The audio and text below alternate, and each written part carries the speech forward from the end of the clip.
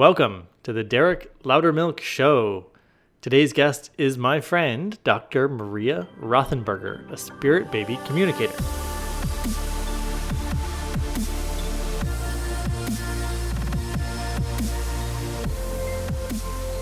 In today's episode, we'll learn all about spirit baby communication, which is a type of mediumship, talking to a soul that's not incarnated. And you will also get the chance to hear a live spirit baby communication session because my youngest baby is not born yet. He's still in the womb. And so she can talk to him.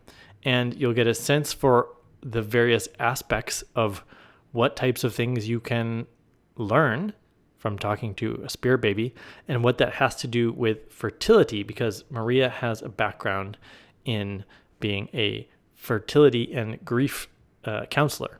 So without further ado, Dr. Maria Rothenburger.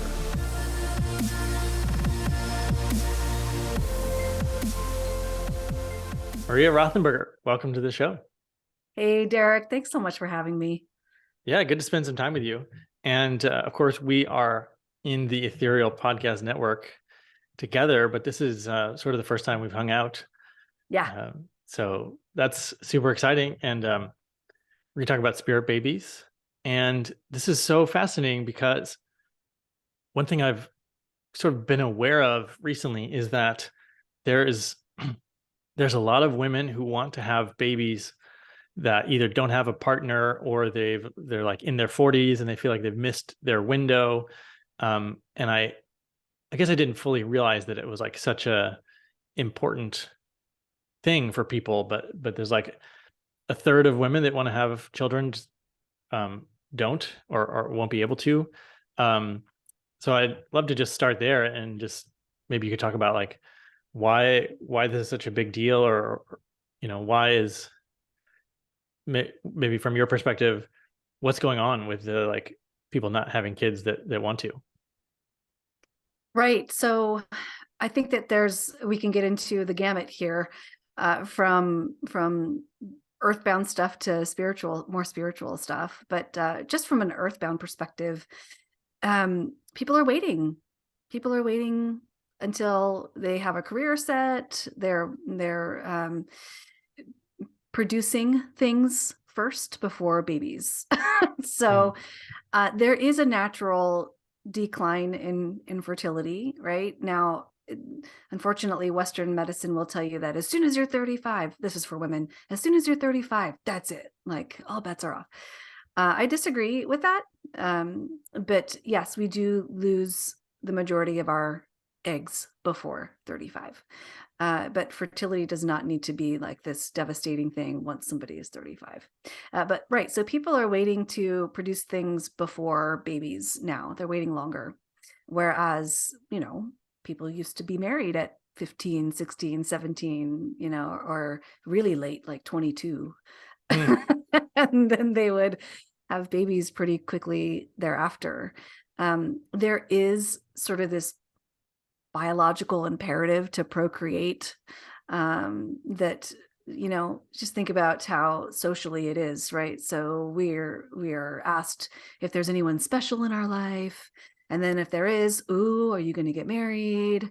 And if you do, on your wedding day, so when's the baby coming, right? And then you have a baby, oh, are you thinking about number 2, right? It's just like this constant pressure to move forward in that, I don't know, sort of antiquated prescriptive life pattern. And so there's pressure everywhere. There's pressure from within, there's pressure from without. Spiritually, I do feel like there is learning going on when we are met with fertility struggles. Now, spirit baby work doesn't just involve fertility struggles. There are folks who have miscarried or had an abortion, or they don't know if they want kids. They want to know if there's a baby there for them.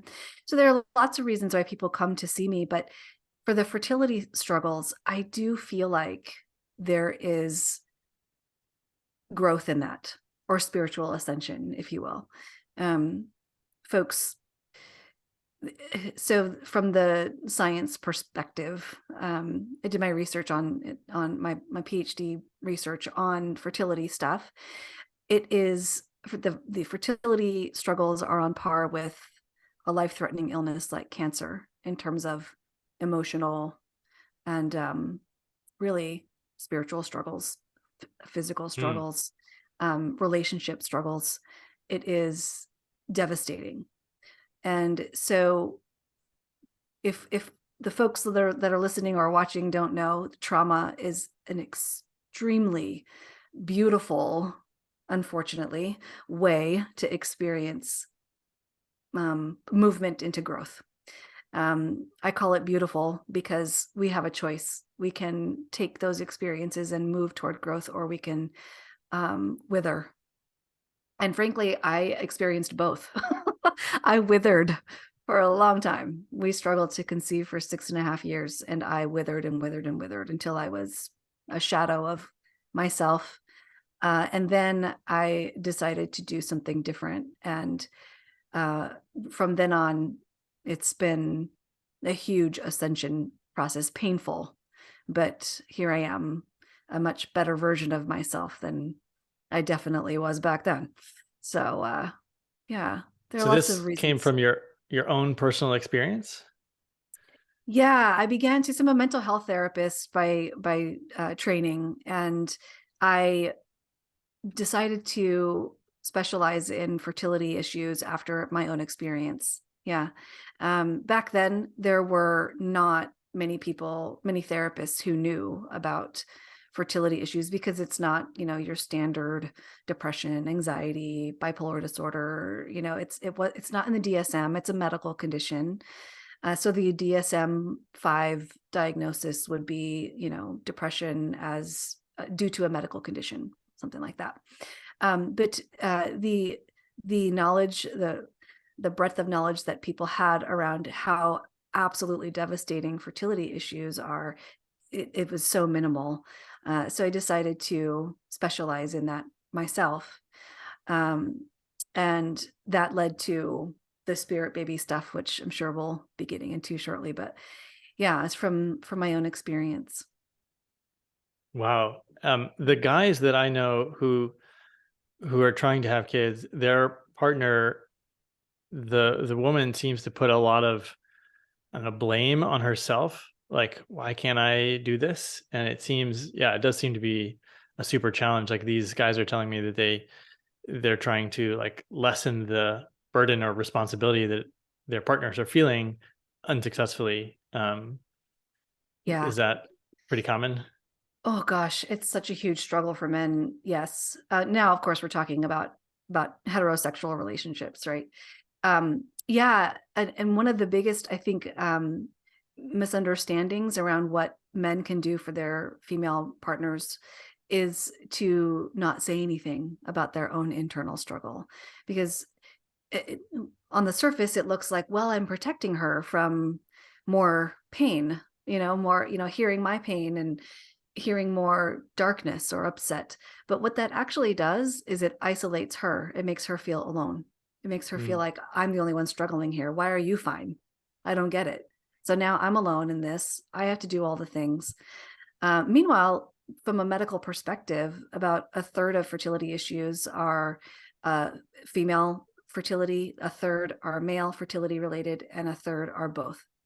So it's quite equal Yeah. in that regard. Yeah. I have the total opposite experience of us having kids.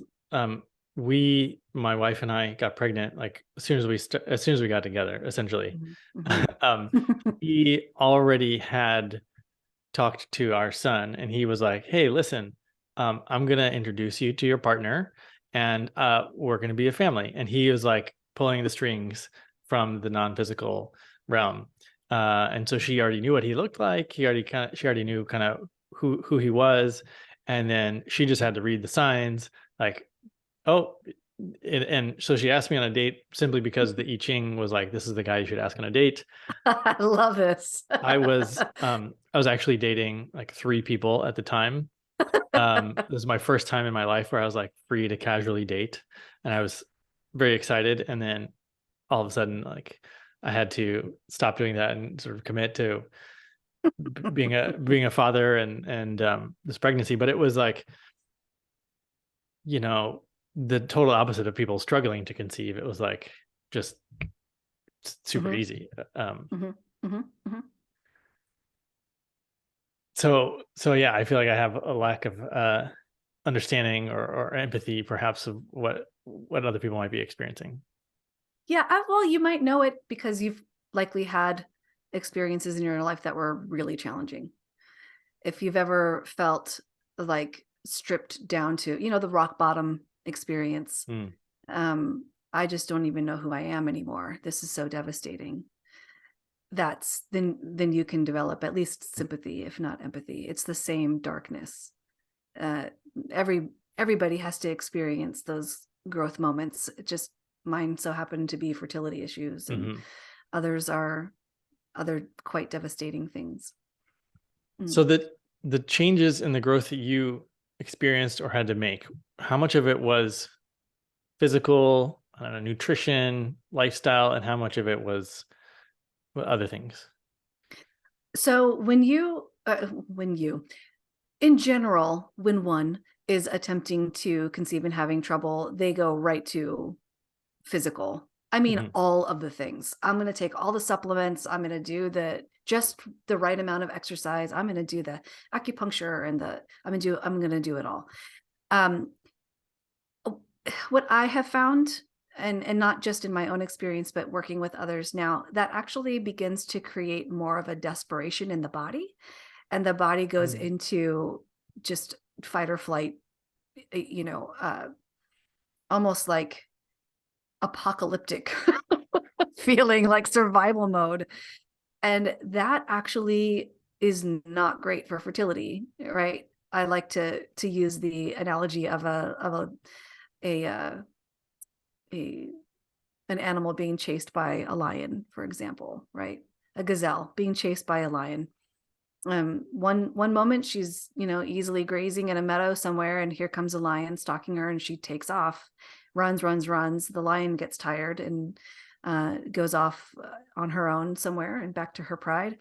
And the gazelle then, oh, lion's gone. I'm going to chill out and eat some grass. But not humans. Humans are like, the lion's gone. There's no more threat. But what if? What if the lion's around the corner? Oh my God. Can you believe that just happened? Well, I don't even know how to process food now. I don't know what to do. I can't hang out. I'm just always in threat. I'm just always feeling threat. And so we end up being in that same state constantly, which biologically, right? Just even like blood flow moves to the extremities rather than where we want it to be for fertility. We want it to be around the reproductive organs, but it's not. We want it to be around digestion, but it's not. It's functioning the heart, the lungs, and the extremities. That's it, because we're in survival mode. So fertility actually, I have found, declines. Mm. Um, but so most people start there. I'm going to work on there's usually a lot of cutting out. No caffeine, no sugar, no wheat, no gluten, there's a lot of cutting out, which creates this energy of limits. And it actually takes the power away from somebody to learn what exactly their body needs. We're just reading all of the things that everybody else has done or says you need to do. And we just do all that because we're in desperation mode. So, yeah, it creates that survival feeling in the body, which is no bueno for fertility. Yeah, that makes perfect sense. Um, and it's also making me think that women could benefit from starting to think about this earlier so that they have less pressure, like less urgency. Like, I need a baby now. Like, I need a baby Yeah. in the next 5 years. So learn my body, learn, maybe some science, but also like Yeah. there's a lot. If you don't have that urgency, then you can just sort of flow into it a lot more. You can. And once you feel the sense of urgency, it's difficult to move away from it. But that's exactly what I was able to do. And that is when things started happening. That's Mm. when our first son came to us. We adopted him. My story is a little bit different because most people you would think that are struggling to get pregnant want to get pregnant, but I actually never wanted to be pregnant. I'm one of the weird ones. To carry a pregnancy, to have a baby in my belly was not a dream of mine. It never was. To me, it was a means to an end. It was practical. And so energetically, the likelihood of me expressing that to my body and my body listening was pretty high. Mm. So that's a unique situation, though. And there are some folks that I've talked to that have felt the same way. I've never really wanted to be pregnant. So I communicated that lightly to my body. But I still needed to go through everything that I went through in order to grow in the way that I did, spiritually, emotionally, as a human, everything. I needed to experience that. So did you end up becoming pregnant and adopting? No, I did get pregnant officially one time through IVF, but we sadly lost that baby. And then I felt just such a sense of peace in that moment, in that few days once that pregnancy ended. And I was able to, the resilience that I was able to create over the previous year through meditation and therapy and relationship healing, that I felt I was ready to end the treatments and move on. I wanted to live child free, frankly. I was like, okay, hon, this is what we're gonna do. We're gonna live child free. We're gonna have 8 dogs. We're gonna buy a farm. So we're gonna do. We're gonna travel the world. And How many kids do you have? we have 2. Okay. Both Yeah, adopted. both adopted. Yeah, Interesting. But so at that time, you were ready to live child free. That's so, okay. So you never wanted to be yeah. pregnant. You wanted to live child free. Um, At that point, at that I point. didn't. Yeah, I didn't want to. I didn't want to live child free while we were trying to conceive. I really did want to bring a baby into our home. I just never really wanted to be pregnant. It really was like, okay, it's like, I don't want to take that medicine, but if I want to feel better, I have to take the medicine. So I do. That was how I felt about pregnancy. Um, but after all the fertility treatments and the trauma of fertility, I was like, I'm done. Just over Mhm. this. And I've learned some techniques and strategies to actually feel resilient and okay with this. Not just okay, but like, wow, this is profound. It's really opened me up to a new way of being and thinking and functioning in the world. And it was just such a huge change in who I am. And I felt ready to like I just loved life how it was. I didn't need anything else. Mhm. I didn't need anything else. I was just happy and at peace. And so living child free was cool with me. But then a couple weeks later, my husband was like, I really want to be a dad. And Mm. because I was so zenned out, I was like, cool, let's look into adoption. So we did. Yeah, Yeah, wonderful. Thanks for sharing. sure. Um, yeah, there's so many different parenthood stories. I Yeah. guess everyone has their own great Yep. story. When did the spirit baby communication start in relation to your own timeline here? Yeah. So that's interesting. People ask me if like you just said that you were, or at least your wife was in communication with your first son. Yeah. Mhm. I never recognized that. I'm very or was very science-based, earthbound, yeah, curious about things like telepathy or, psychic phenomenon. I was curious, but it was more like a show to me. This is Mhm. fiction, it's just entertaining. Um, and I was curious about my own, like, ooh, can I like make something move without touching it? Like it would be fun, but it was never anything that I took seriously. It was just entertaining.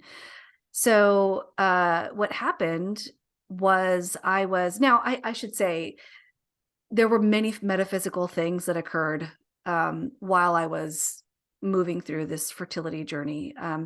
And I documented all of them, but it was more, again, scientific inquiry. And I wasn't too sure about the validity of it all. Now I know it's all quite valid, but just meditation, for example. I was exasperated with every other thing, every other tool, all the therapy, all the everything. Nothing worked for me. And so I found this type of meditation, or a structure around meditation called mindfulness-based stress reduction. And because it was scientific and they had research and they had evidence, and I was like, well, I have nothing to lose, so I'm just going to try this and see if I feel better. And after about 30 days of being intentional and not perfect, my goal was to meditate 30 minutes a day. I started out like 5 or 10 minutes a day, and I was irritated and I hated it because I just wasn't doing it right. Obviously, I was still thinking all the time. And so it was really a struggle for me. I like to say I went into meditation kicking and screaming. So after about 30 days, I noticed that I was just a little calmer. Things didn't annoy me as much. But what ended up happening, truly, that I realized meditation was really working, is that I lived in New Jersey at the time. And in New Jersey, drivers are insane. They are like, they cut you off and they flip you off. And it's like, they're just like constantly, it's really rough. And lots of rolling down windows and expletives flying out of windows, right? So, and that was me. That's how I behaved.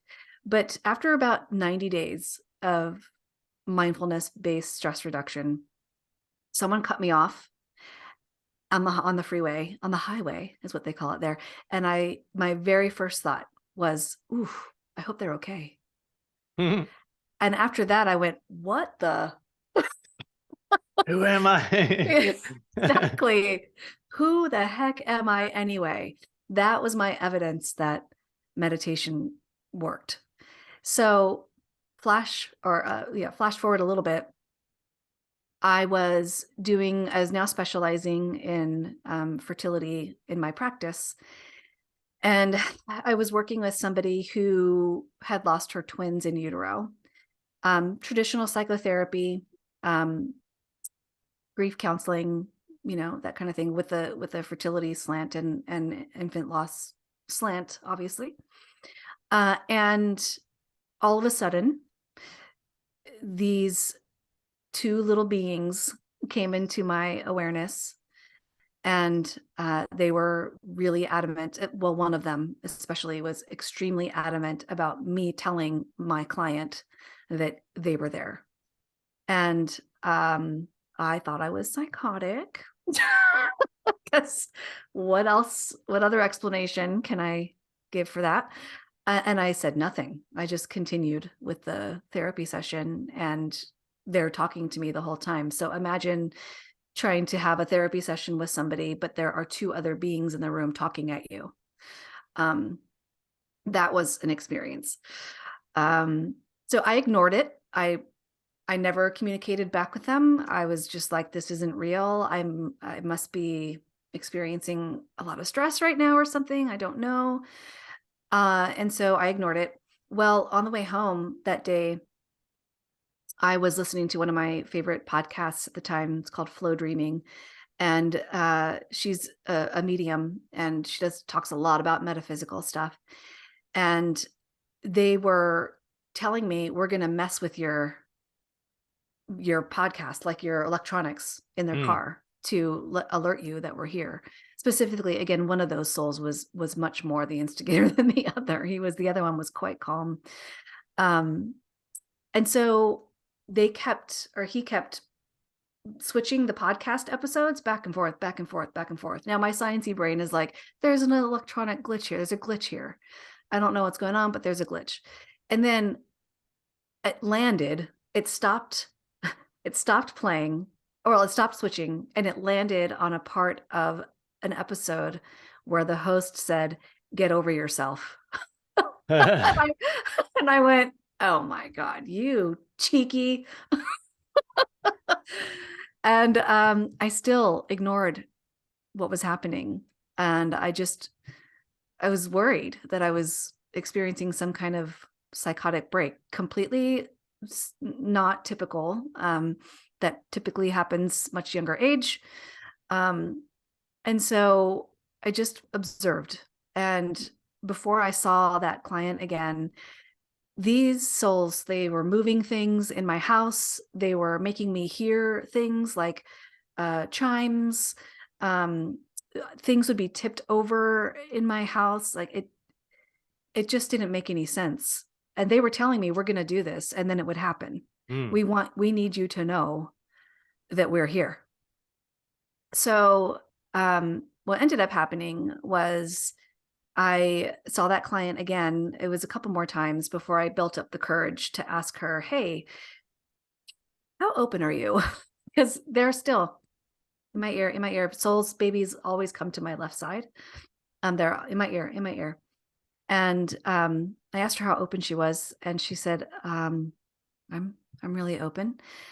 And I said, okay, I'm going to stop your therapy session right now, and I'll extend it later if you would like me to. But something's happening that I feel like you need to know. And so I told her what was happening, that these souls were here. This is my experience. I didn't know what to do with it. I was very clear with that. This has never happened to me before. And I then started just relaying what they were telling me. They're telling me they're ringing the doorbell in the middle of the night. They're telling me about specific photos that they were knocking off the wall. They told me about like a memoriam that they had set up in what was supposed to be their nursery and what it looked like, these little teddy bears on them. And everything that they were telling me was validated by this client, everything. So we were both shocked, really. Mm-hmm. We both really didn't know what to do with that information. But then what ended up happening was, and I won't repeat this because it is confidential, but they told me why that experience had to happen. Mm. And it was, I can't legally call it healing because, obvious reasons. But it was the most healing that I can see happen in somebody that I don't know that could have happened with traditional psychotherapy.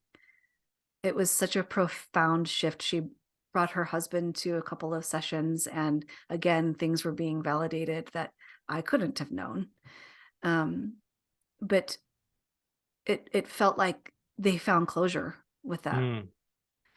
And I, again, I didn't know what to do with that. I sat on that information for 6 years. I did nothing with it. Right after that, I should say, I did call the host of that podcast. This is funny, Mm. actually. About a month ago, I went back into her archives and I found that episode where I called in. Oh, fun. And I listened to it. I was a nervous freaking wreck. I will never forget it.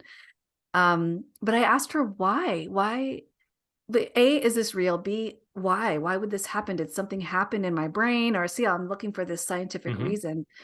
And she said that the meditation that I started doing was likely the conduit to open up this connection that was probably there Mm-hmm. in my existence already. But the meditation is probably what began that ability. Yeah, fascinating. There's a thank you for that story. That's tremendous. Sure. There's a couple of things I want to note that are important in my own experience is all those verifiable or things that you could validate um, coming from a scientific perspective. Like that's the kind of feedback you want to see. Like, okay, I'm going to knock a thing off the wall and it happens. Oh, wow. Okay. I can believe that. Yeah. Yeah. Yeah. And things that, so somebody just said to me recently, her husband, she and her husband are rather, skeptical, which I think is a beautiful way to be. Please be a healthy skeptic.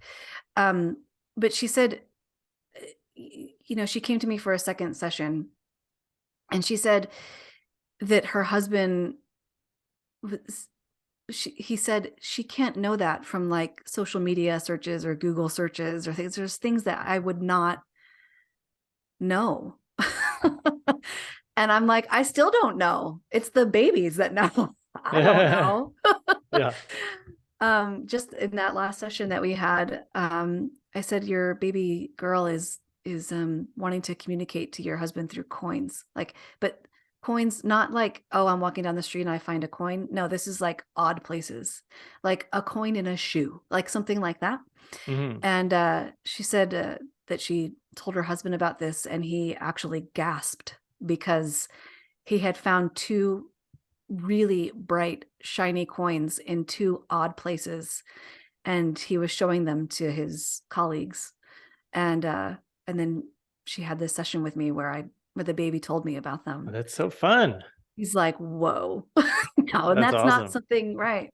It's not something you can Google up, you know? Right. Yeah.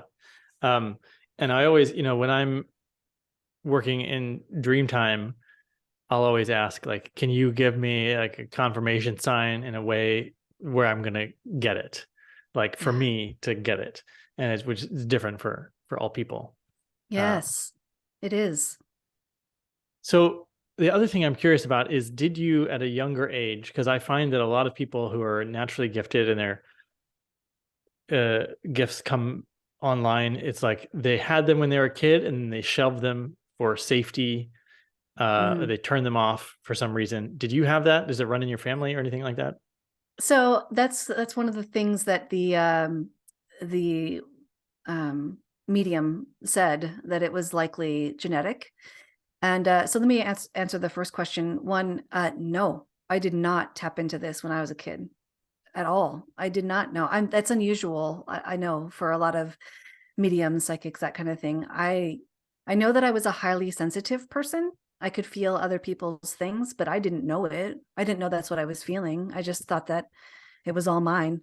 But I didn't see dead people. I didn't communicate at all. I didn't see angels. I didn't see none of that. But one of the things that the medium said was that it most likely runs in my family somewhere. And so I asked my parents, they're both, they're divorced. And so I asked them separately about that. And both of them said, oh yeah, that's a thing. I'm like, what? What? Why hasn't anybody told me about this? Now they're Yeah. both very religious, both grew up Mm. Catholic, like, right. So it's not maybe a thing that, they would Yeah. advertise, but my mom has had prophetic dreams her whole life. So yeah, it's a thing in both sides of the family. So that helped me own it a little bit more. I Hmm. still, as a mental health professional, it really is like professional suicide to be like, I'm a medium. I talk to spirit babies. They're like, what? So it took me a long time to own it. As I said, I sat on that for like 6 years before I decided, oh, you know what? This could be quite healing for people, even though I can't legally call it that. Um, it can be a beautiful experience for folks. And am I correct that you sort of have like these two parallel businesses, your professional therapy Yeah, and then your spirit baby work? that's correct. Yeah, I haven't figured out how to integrate the two yet. And so, right, I keep it very separate. So counseling clients, I don't do spiritual work with, and vice versa. Hmm. Yeah. Yeah. Um, can we switch over to doing some communicating? Would you be up for that? Yeah. Okay. Yes. So for the listener and for you, we're 2 weeks away from the due date of our third child. Yeah. So Heidi, my wife, is super pregnant right now. She's ready to be done. Hmm. um, we've both had a bit of telepathic communication with this baby. He suggested a name for himself, Hmm. Franklin, and Oh, sweetheart. um, but I would love to see if it's possible to talk to him, because one thing I'm curious about is like, how good is the communication when they're already in a body, even if they're still in the womb, versus like the pregnancy hasn't started yet versus when they're out of the womb and, breathing air. Um, yeah, I would just be curious to see what we could come up with here. Yeah. So I'll speak to that real quick before we step in, because I did mention that before. Sometimes just at the end of a pregnancy, in my experience, souls are really in the body 100% of the time around the last 8 weeks or so of pregnancy. Before that, they're in and out, in and out. Hmm. I can communicate, with souls. I can communicate with souls who are already in a body, like already born. You just connect to their higher self, just like I would connect to your higher self. But there's something about the last few weeks of pregnancy that they tend to pull back their energy a little bit. It just feels a little muted. And the only explanation I have for that, it's like they're preparing to be born, right? It's like they're preparing for that. It's not exactly a pleasant experience to be born. It's quite uncomfortable.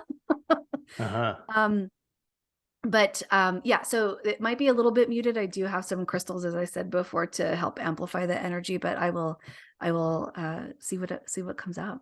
Yeah. Okay, cool. So I just like to set up myself as much as possible to connect with the most clarity possible, obviously. Hmm. So I change the way that I'm seated to cross-legged position. And then I do a very simple, this is from the Heart Math Institute. This is the heart coherence technique. It really helps me increase my vibration a bit, and really just to get into a sense of love, because that's where spirit babies really reside. They reside in love.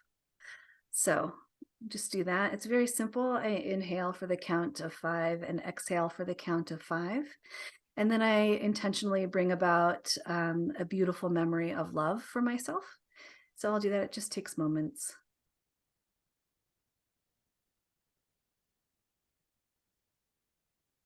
Okay, so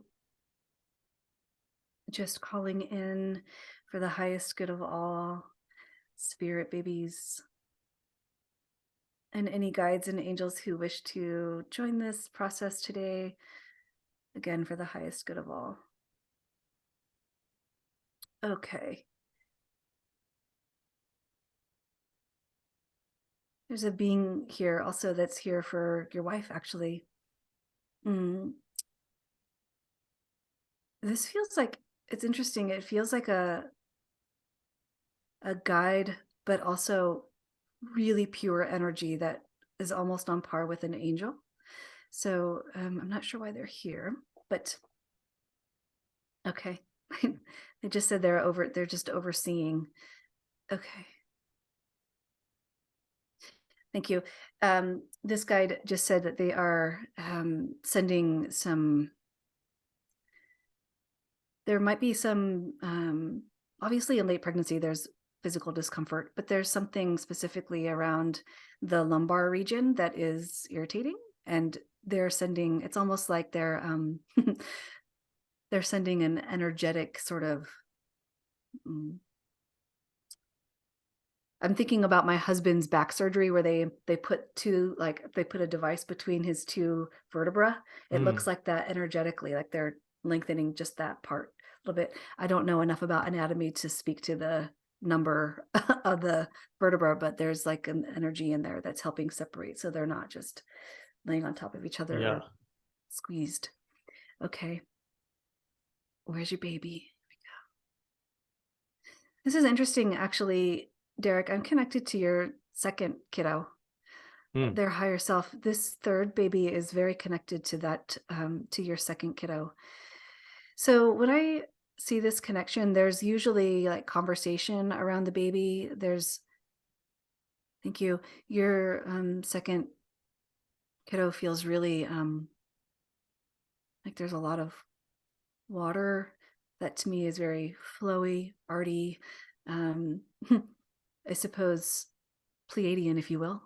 Mhm. Like very artsy, um, curious, and that there's a connection between these two. What is that connection? Does your second kiddo talk about this baby a lot, or talk about, are they old enough even to verbalize? She's 4, Okay. not too much, but is, I presume, excited Yeah. to be a big sister. Okay. I wonder if this is just like typical conversation in your house. You just talk about the baby a lot. It's just normal. But it feels like your second kiddo is really very much connected to Hmm. this third. You know what's interesting too? You're you said you use the pronoun she, your second kiddo, Mhm. but she might have more masculine energy. She feels more like she has, like she's a leader, Mhm. like more Yes. masculine energy. So when you said she, I was like, wait, really? So it feels like more male to me. Okay.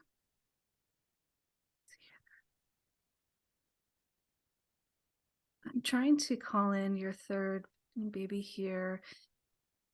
It does feel a little more muted, but let's see. Can you come a little closer? There you are. Okay. Mhm.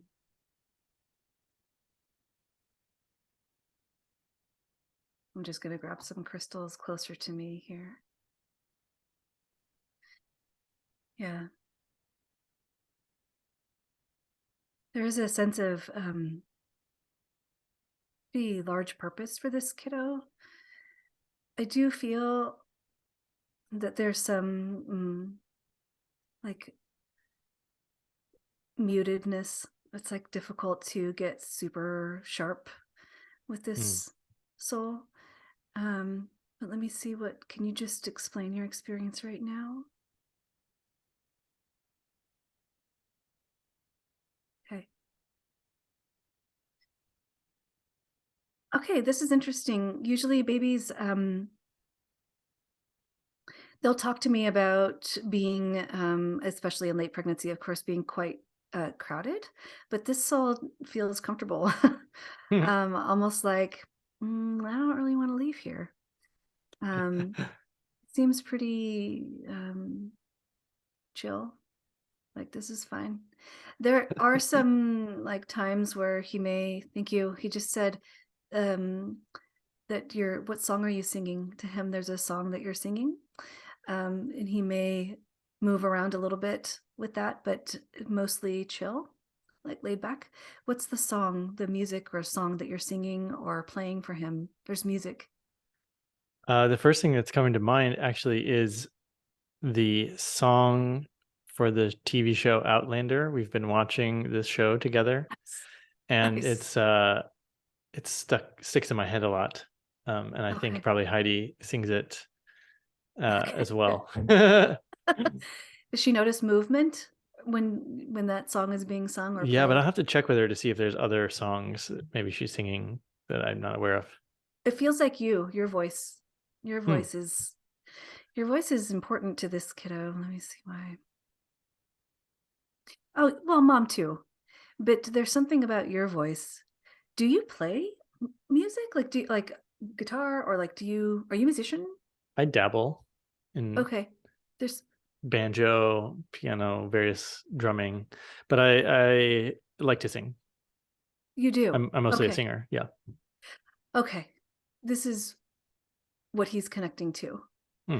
So, do you, it feels, so it feels less like, oh, I'm just doing the dishes and singing. It feels intentional, like you are singing to the baby, like you're singing to the womb, you're singing to her belly right now. It feels intentional, like this is, that's for me. Maybe I should do more of that. Yes, not maybe. Okay. Yeah. um if you can, Derek, I don't know what the birth plan is, but it feels like that would be even really helpful during birth. This soul, this, you got a sensitive soul here. um Thank you. He just said, can you try that again, buddy? Because can you send me a picture instead of words? Thank you. I just felt some a tingling in my head, like on my actual like scalp or skin. Um, when I feel things like that, I'm getting communication that there are some sensitivities for this kiddo. I feel like items associated with crown chakra and third eye chakra are going to be sensitive for this kiddo. That means physically, um, really as peaceful and quiet as possible, but things that are harmonious, like your voice specifically singing. And I do feel like there's a stringed instrument. Okay. I don't know how slowly you can play a banjo, but Hmm. it does feel Yeah, like you can play there. lullabies. You can? Okay. Yeah. This feels important to him. Are you able to play this during the birth? Or even a recording of it? There's something that's settling Hmm. for this kiddo. There's also, if it's possible, to keep dim lights. Yes, thank you. He just said, or cover the eyes with something, um, like a blanket or something around the eyes. It's just a little bright. Okay, good. Thank you. Oh, what a sweetheart. He just said, I don't need anything else. Other than that, I don't need anything else. Okay. Okay. Okay. He just said he won't want to wear shoes a whole lot. He likes his bare feet. He may not even want to wear clothes most of the time. Just want to be naked. Um, but he's specifically about the shoes. This is like he's making me feel like I just want to walk and feel the grass. I want to feel the sand. I want to feel the dirt. I want to feel the on my feet. Mm. Okay. He says, "You get that. You get that." Were you always that way? I don't wear. Mhm. I take my clothes off easily. Oh, there you go. Okay. Okay, there you go. Dad gets it. Okay. Thank you. I just asked him, do you have more information for your dad or your parents? And he said, sorry, the higher self of your daughter's higher self is like chatty, very talky. Um, so a little distracting. But and he's so subtle and even keeled, and this feels like an easy baby. Like I'll sit in a poopy diaper and they'll change it eventually. But it's better to be naked. He just said, I asked, do you have more information? He said, they already know. They already know. So you're still actively communicating, or Heidi is still actively communicating with your baby?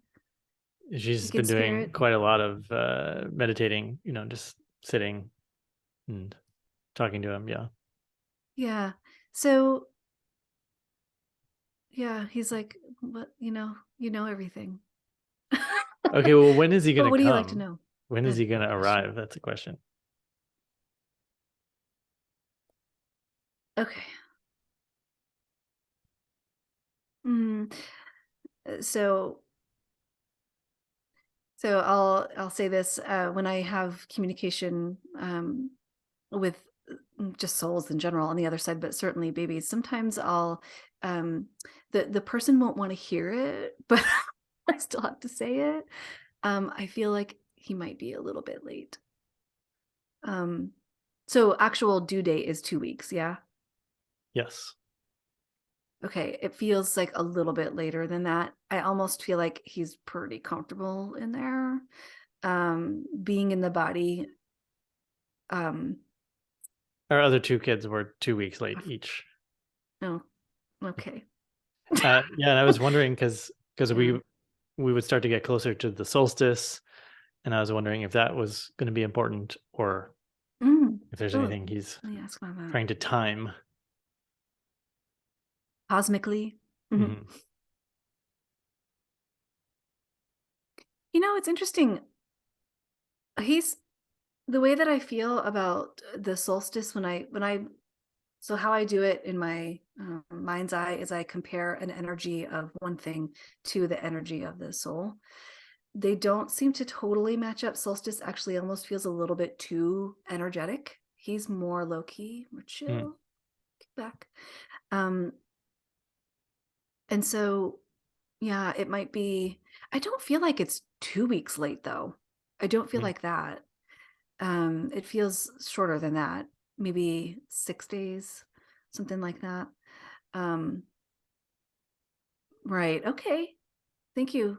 He just said the the playing of the music and your voice specifically are actually inviting to him to come earthside. Mm. I really think this is why this is really important for you to do this during the birth and even as a newborn for a while, because it's really soothing to him. Okay. What the heck was that?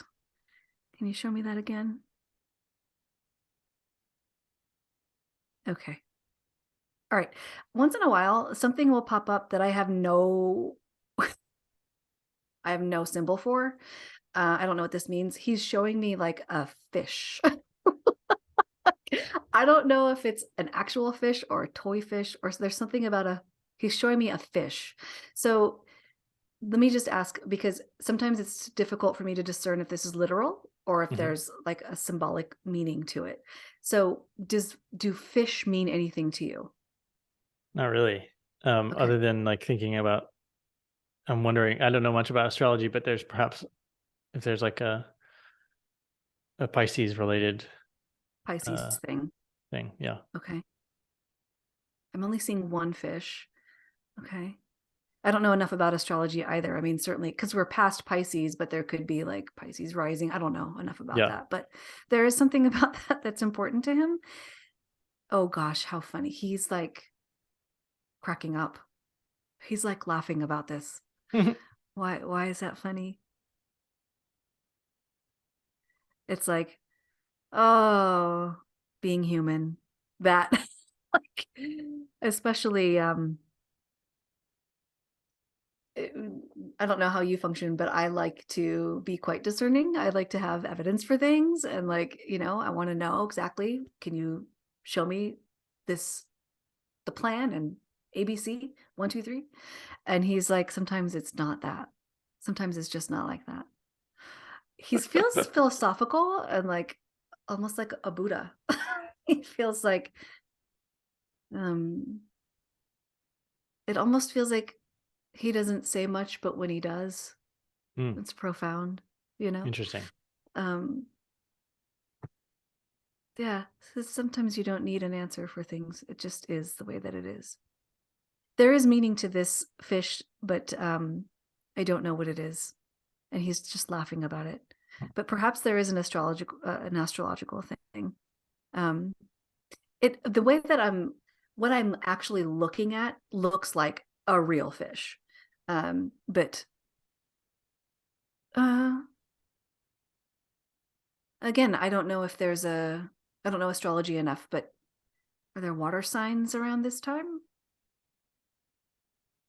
I don't know. We're out of our depth here. I know. I don't know.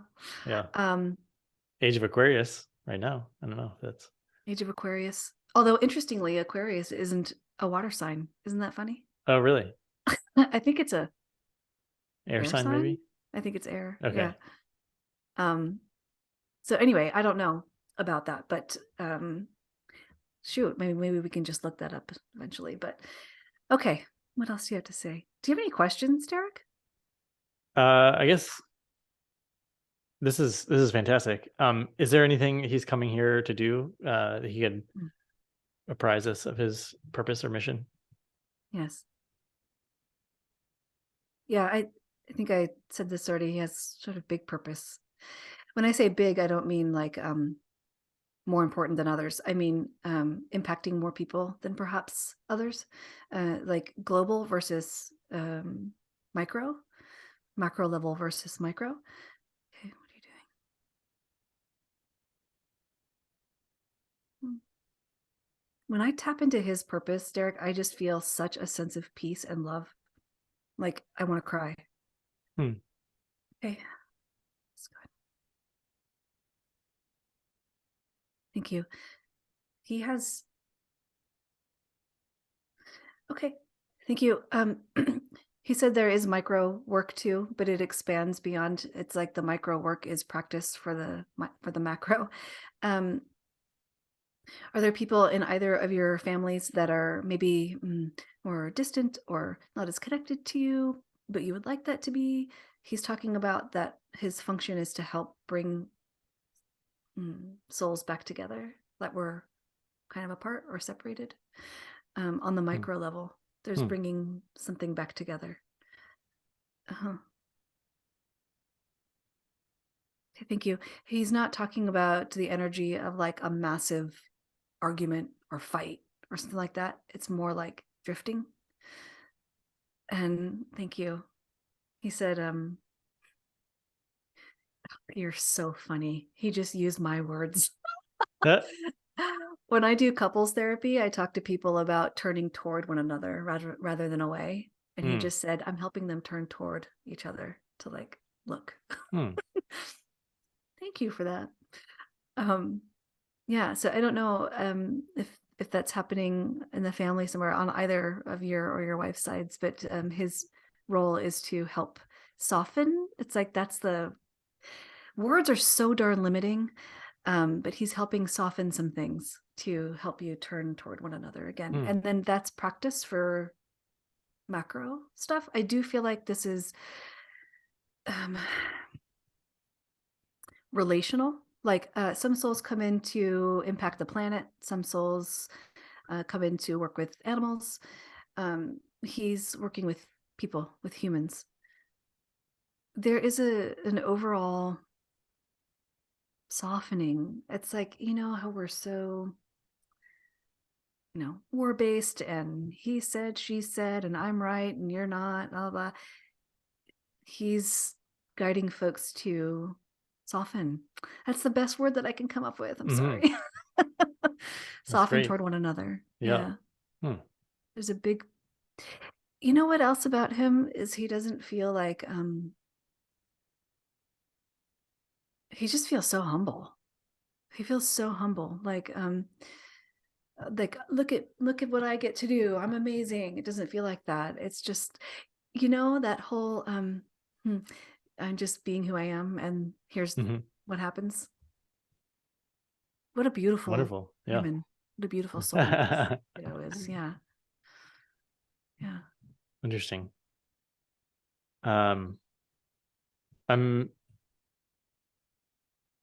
I'm curious about why he advised his name, Franklin. Mm-hmm.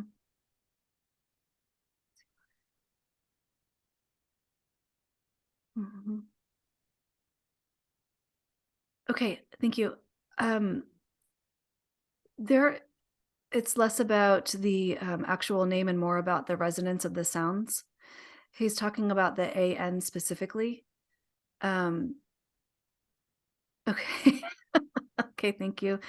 He was also somewhat appealing to mom. There's something about that name that feels good to her. It feels, yeah, I don't know what words I might use, but it feels good to her. But the sounds AN are really important to him. Now, again, speaking about being beyond my depth, there are some folks who work specifically with names, and okay. Is there a question about the middle name, or do you already have that set? We have it set. Okay, why are you saying that, buddy? Okay. He's saying something about the length of his middle name, and it would be ideal if the length of that name, his middle name, were changed slightly. Okay. Well, the context is with or without an E at the end of it. Okay. shorter. Okay. Okay. So that's the question. Okay. All right. Yes. So he's saying something about the, and I can actually give you somebody that I know that does works with names, and you probably already know, a billion people, but they do.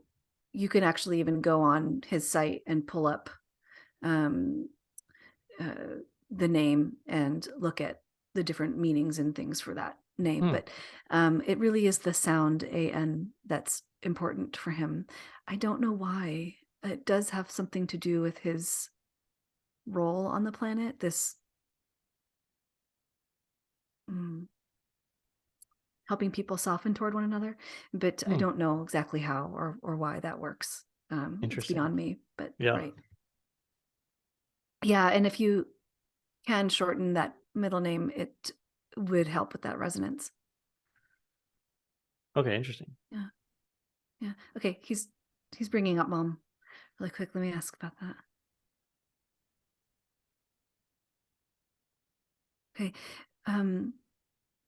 Why is he's showing me like all kinds of flowers, but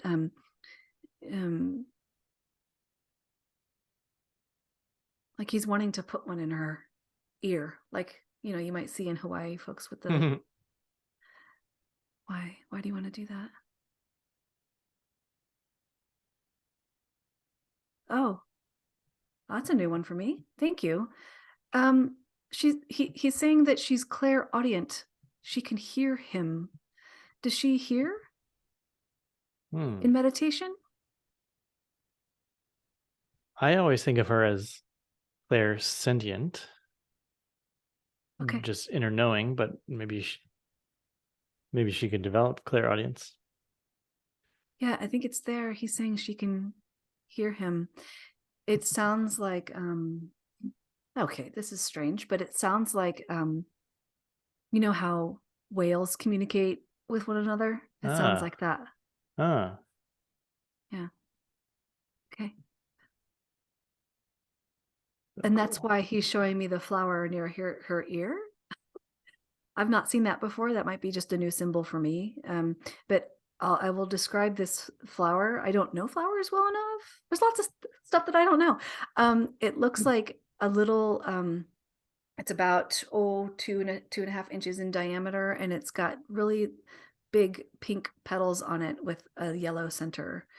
And it's just right in her ear. So I don't know if there's, I don't know, resonance for the color pink or flowers in general or having it in her ear, but it's almost like crystals amplify energy for me. It's almost like that does that for her. So are you speaking to how she can develop the no, he's saying she already hears me, but maybe she can hear others. Thank you. Yeah, he just said that okay, sorry, your baby, I say baby girl, but she's our side already, is saying she heard me too. She heard me too, me too, me too. And there are folks on the other side that she's potentially tried to connect to or wants to connect to that she actually has. They are producing sound for her. So I would encourage her to, in meditation, pay attention to sound. And it doesn't sound like actual sound waves like they would be received in the ear. It's almost like a song pops in your head. That's how I would describe it. So, right. Thank you. He just made me hear a Mozart piece. Whoa. It's like that. Right. So if she can pay attention to that, she can hear. This for Heidi, but you were also saying that my daughter has the same? No, I'm sorry. No, your daughter said mom heard her too when she was in utero. Mom heard me too. Gotcha. But let me ask her though, do you have She is so excited. I like energetic and likes to move around and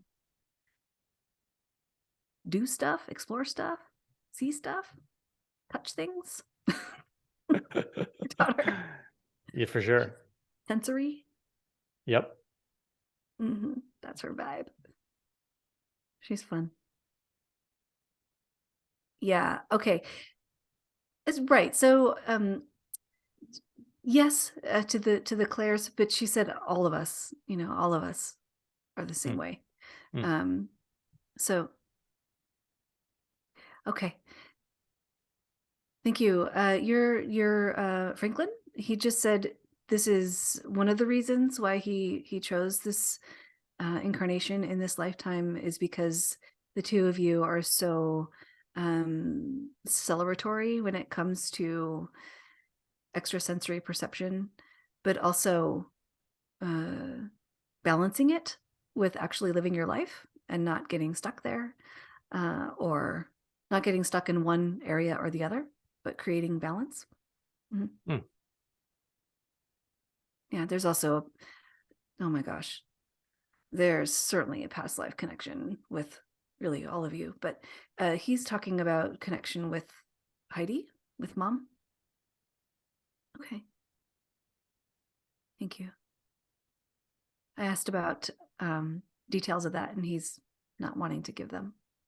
But your daughter is. She wants to. She's like, oh, get comfortable. That's her vibe. Get comfortable. Let's talk. Okay. Thank you. I just said, can you just give me one, like the most recent? And she said, South America, like an indigenous family, indigenous culture. Oh, okay. Mom's medicine woman. She's medicine woman. Is she a healer in this life too? Ah, Yep. okay. South America. Can you show me on a map? Can you show me?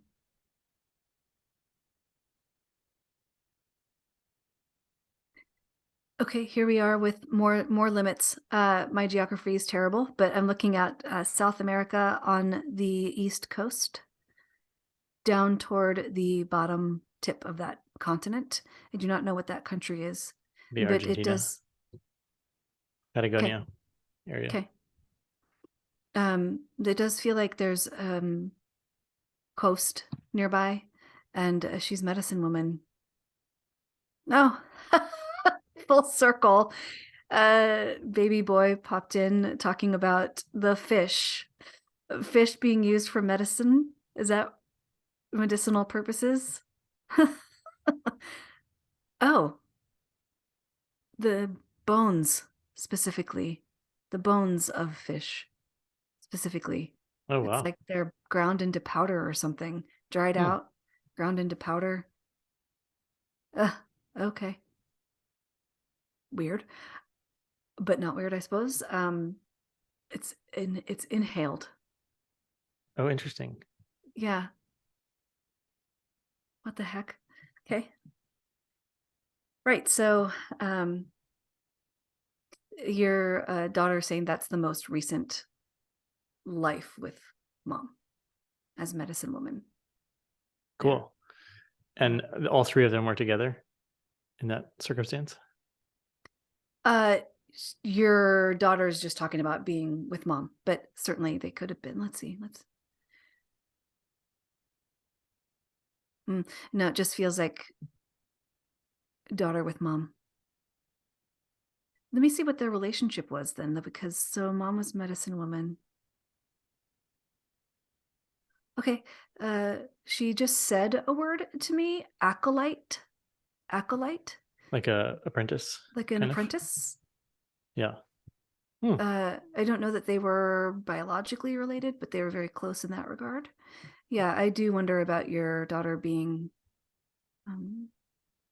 highly sensitive too, and potentially a healer. But yeah. This is so cool. So, yeah. What fun. It is fun. It is fun. Yeah. Wow. Oh, I just want to speak to the crow real quick because I pulled Oh, up a yeah. crow Okay. crystal. Your Franklin, he's probably going to be creating some even more of an ascension for your whole family. His presence, there's learning and growing upon his arrival. And so I wonder about that being part of why I pulled this. I just felt called to pull this crystal up. It's good. It's good stuff. Yeah. So heads up. Heads up. Growth means change. Oh, I all right. know, I know, I know. But shoot, if there's any family that can handle change, it's you guys, right? I'd like to think so. Wow. Okay. Is that a good place to end Yeah, that? sure. Okay. Amazing. Mhm. Let me just say thank you. Thank you thank you. Bye. Bye. Okay. Your daughter is I just want to hang out on the floor and like build stuff with her. She's so fun. But maybe after this interview, I'll see if she's around. I can bring her and introduce you. Oh, cool. Oh, that'd be awesome. see if it matches in physical what your read is on her. Yeah, that'd be awesome. That's pretty rare. I don't get that too often. Yeah. Occasionally I'll get like I have received a lot of photos of babies that I've gotten to chat with. One family, and when I did the reading, I said, I'm seeing this baby boy with brilliant red hair. I mean, just brilliant red hair. And she's like, okay. I was like, does your husband have red hair? She's like, no. Well, wouldn't you know, the kiddo's born and he has brilliant red hair sticking straight up and lots of it. So funny. She's like, what? Yeah, it's pretty cool. Yeah, it's I don't know if you've heard this with the past life research, the kids that remember their previous lives, and the photo recognition software Oh, yeah. matching from lifetime to lifetime. Yes. That's so trippy. It's wild. Incredible. And then I posted about that on social media, and someone was like, do you mean I'm ugly in all my lifetimes? And I was like, oh gosh. Oh, man. Well,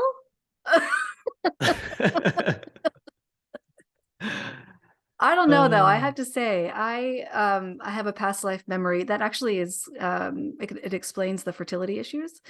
And I'm 5'2", pre-curvy. She was not.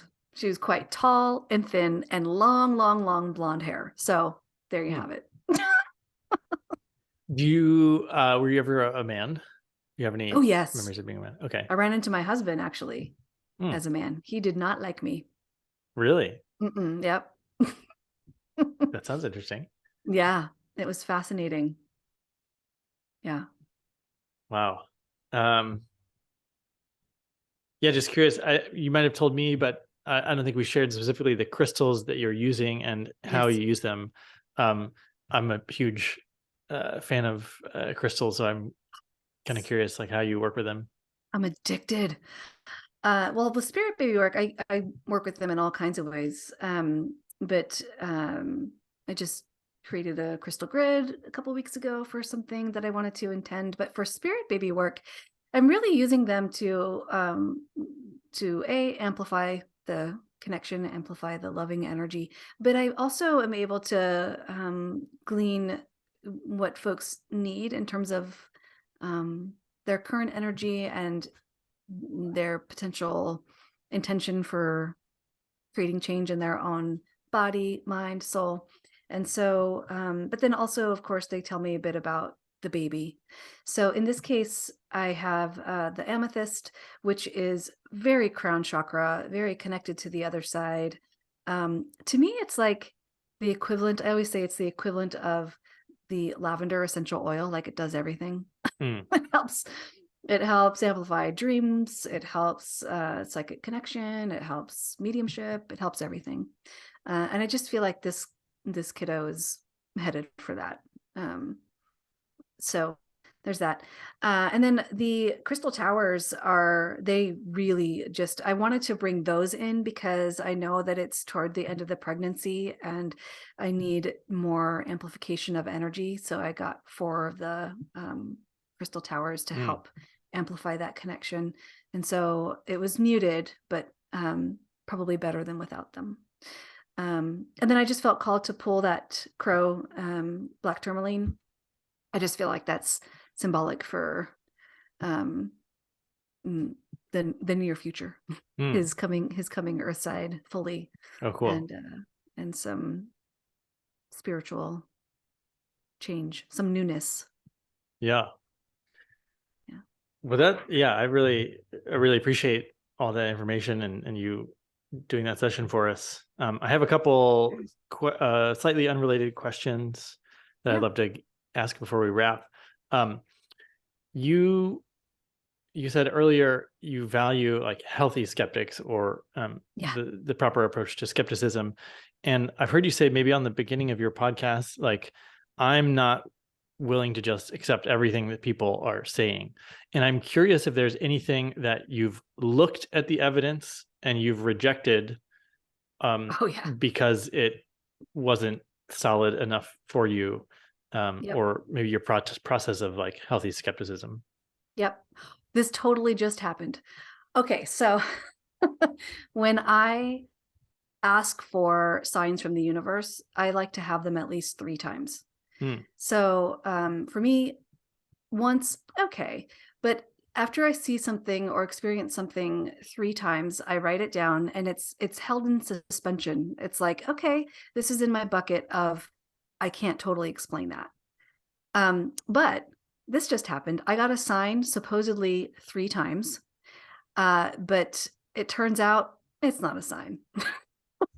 So this is going to sound so mundane and weird, but this is how the universe works. They have to use what they have on the planet, right? So I cracked a couple of eggs recently to have eggs for breakfast, and both of them had twin yolks, both of them.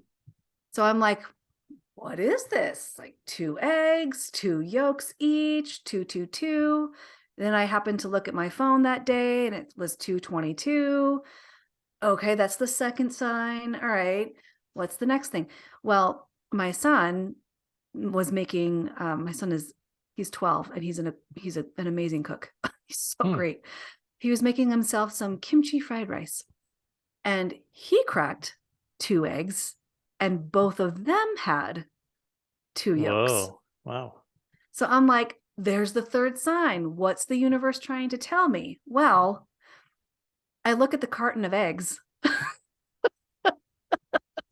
and they're all jumbo sized eggs. So the likelihood of them having 2 yolks in them,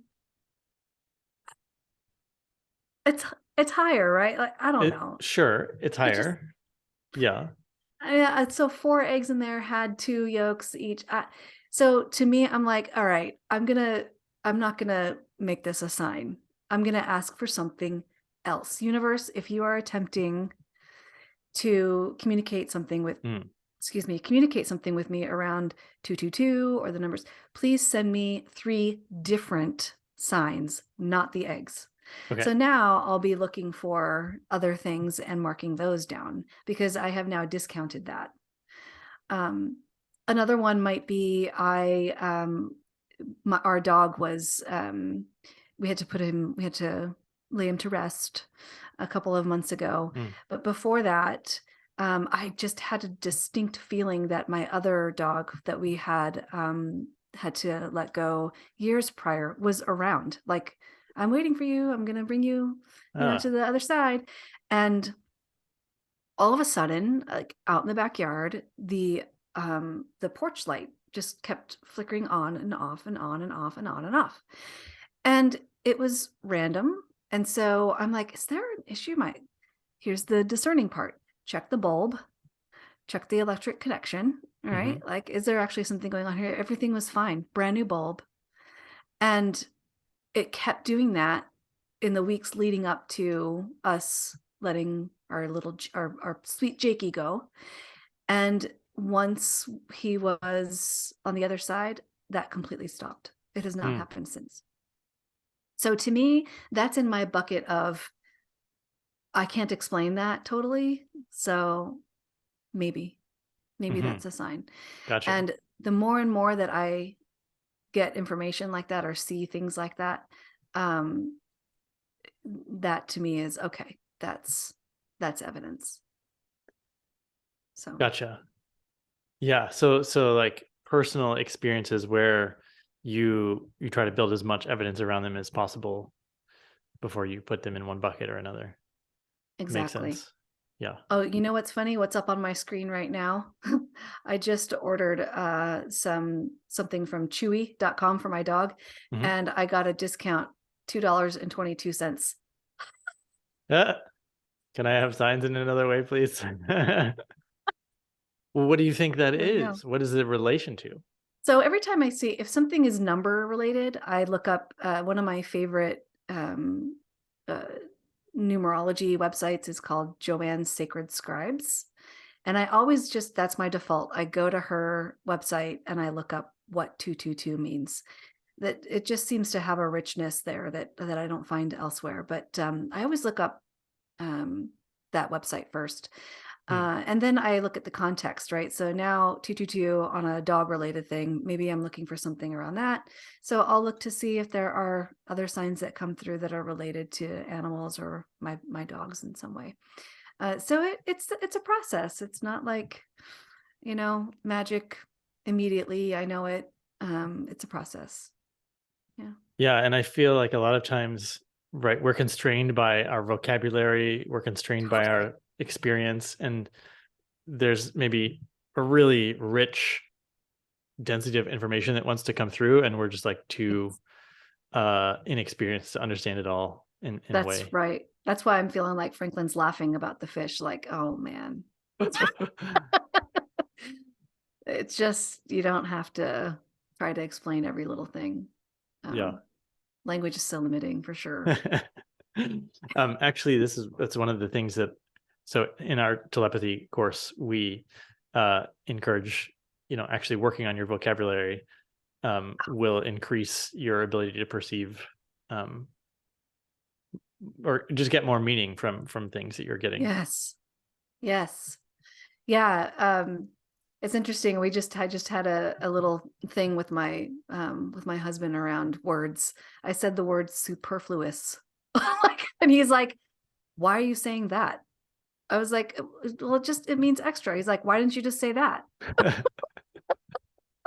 Well, that's, Like, there oh, is this research that people, when you speak more simply, people think you're smarter. So it's like interesting. reverse of, if you use a large vocabulary, they tend to like you less and categorize you as like trying to sound smart. And if you Aha. speak plainly, then you come across as smart. This is what I learned when I was studying charisma back when I was uh, learning it for Fascinating. dating purposes. Aha. So you dialed back your vocabulary. I didn't want to come across as like the smart person in the room. Yep. Yeah, Gotcha. just more relatable is better. Yeah. Yes. And then Um, you landed Heidi. Yay. It worked. yeah, without even trying.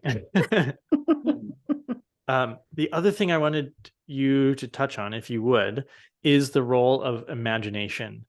Oh, Um, and when someone is learning to connect to spirit babies or learning telepathy or any of these things, a lot of times they're questioning, am I making this up, or is this real information, or what, how much of it is from me, how much is from the other person?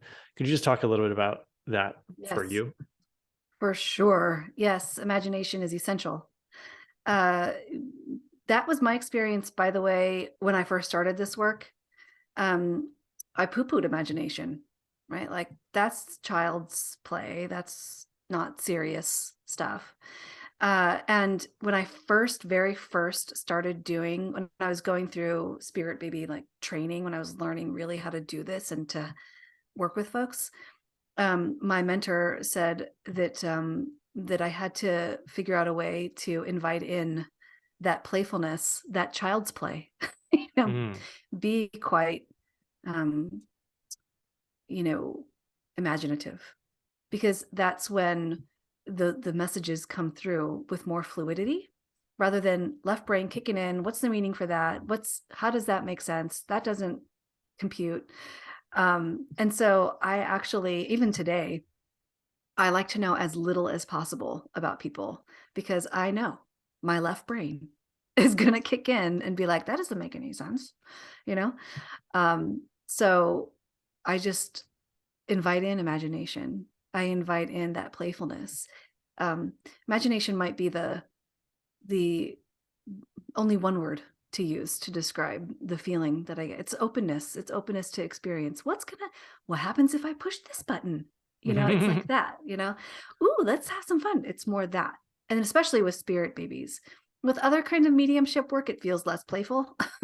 I just don't happen to do that kind of mediumship work. So that's great. I get to be very playful. Oh, And interesting.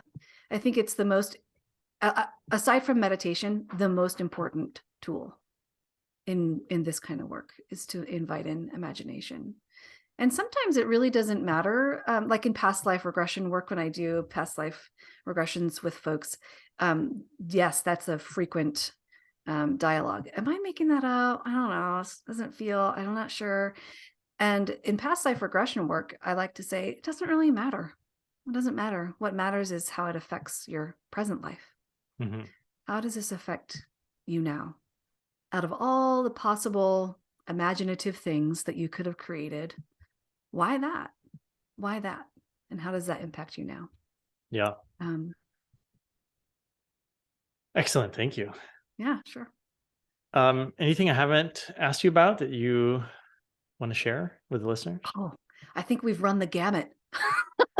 And there's one thing that I would like to say, that I firmly believe that my role as a spirit baby medium is to teach others that you don't need a medium to connect. You Mm. really can communicate on your own. And I think probably the reason why I didn't experience this as a kiddo was because I needed to be able to say that to folks, like, um, you can do this. Now everybody has varying degrees, right? Like I can play the piano, but I'm no freaking Bach, like, or Mozart. But we can all do this. I feel like we're educated out of our intuition and ability to communicate on this level. And I just feel like I can empower folks to do that.